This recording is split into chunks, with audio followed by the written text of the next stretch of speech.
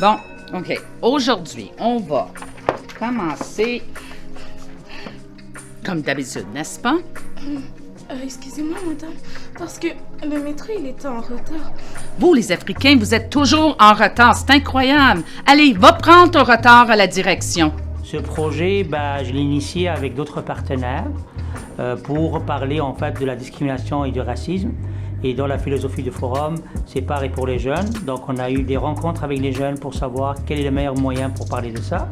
Et on a trouvé que les capsules vidéo, le théâtre sont des bons moyens pour parler de ça.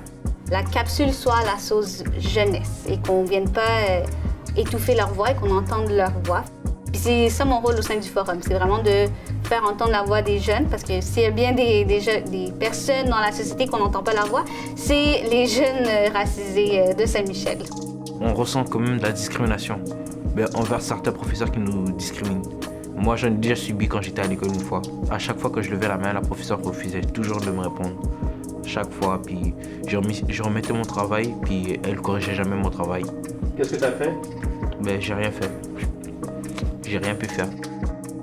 Moi, je suis une Cambodgienne et la plupart du temps, on me classifie juste comme une Asiatique. On voit quand même ça souvent. Admettons dire qu'un Asiatique est un Chinois, t'es juste les classifier genre « Ah, t'es Asiatique, est-ce que t'es sûrement chinoise? » Donc tellement les jeunes ont vécu certaines choses et ils prennent vraiment le racisme comme une question qui est sérieuse. Madame, pourquoi vous nous détestez? Je comprends que vous n'aimez pas l'enseignement, mais c'est de la discrimination. On s'est plus concentré sur le narratif que d'essayer de créer une histoire à partir de quelque chose de plus visuel. Donc c'est vraiment simple, les cadrages étaient vraiment simples.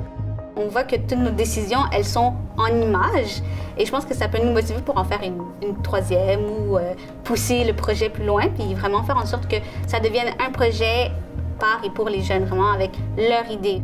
Oui, j'aimerais beaucoup en faire plusieurs rôles.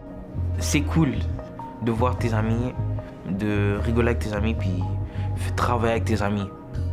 Ma job, c'est de vous enseigner, pas de vous inspirer. Hein? On ne paye pas assez pour faire ça en plus. Lorsque l'actrice a embarqué, tout d'abord, j'ai commencé en disant « Guys, c'est une actrice, elle est très amicale et Teresa Pichano, l'actrice avec qui j'ai travaillé, she's a sweetheart, elle est full sympathique et tout. » C'était vraiment le fun de voir la personne réelle, sympathique. Alors que je disais action, elle tournait ça, puis tout le monde restait comme « Wow, c'est du acting. » Fait que ce clash-là était très intéressant. C'était vraiment amusant. J'ai beaucoup appris comment ça fonctionnait. Puis j'ai aussi réalisé que c'était vraiment difficile. Donc c'était pas aussi glamour qu'on voit normalement dans les films ou tout. Mais c'est vraiment beaucoup de travail, mais c'était aussi une très belle expérience à avoir. Se réunir est un début, se rassembler est un progrès. Travailler ensemble est la réussite. Ce que je veux vraiment, c'est qu'on puisse diffuser la vidéo et avoir des discussions le plus possible. Je veux que la conversation, elle se soit faite par des jeunes, pour des jeunes, aux adultes. Mais normalement, le projet devrait aller dans les classes, dans les écoles, aller chez les parents, aller chez des lieux de travail, juste pour sensibiliser les gens par rapport à la question du racisme et permettre aux jeunes de créer le débat et l'échange avec d'autres personnes peut-être qui ne sont pas encore sensibles par rapport au racisme.